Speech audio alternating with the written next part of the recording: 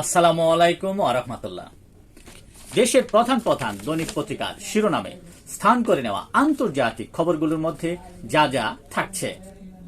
ভারতের উপর শুল্ক আরোপ মস্কোর জন্য বড় ধাক্কা বলে জানান মার্কিন প্রেসিডেন্ট ডোনাল্ড ট্রাম্প। শুল্ক আলোচনার মেয়াদ 3 মাস বাড়ালো চীন ও যুক্তরাষ্ট্র। যুদ্ধবন্দী রাশিয়া ও ইউক্রেনকে ভূখণ্ড ছাড়তে হবে বলে জানিয়েছেন ডোনাল্ড ট্রাম্প।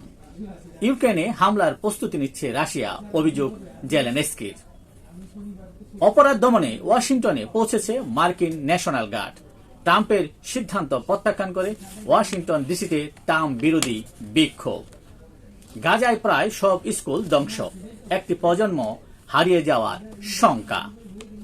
গাজায় গণহত্যা নিয়ে ভারত সরকারের নীরবতা লজ্জাজনক বলে মন্তব্য করেন ভারতের কংগ্রেস নেত্রী প্রিয়াঙ্কা গান্ধী ভদ্র।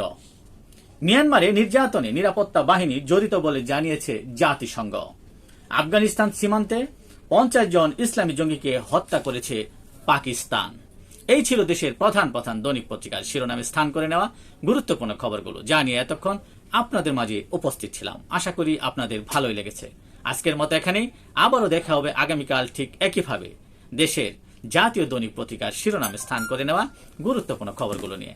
সে পর্যন্ত অবশ্যই ভালো থাকবেন, সুস্থ থাকবেন। আসসালামু আলাইকুম ওয়া রাহমাতুল্লাহ।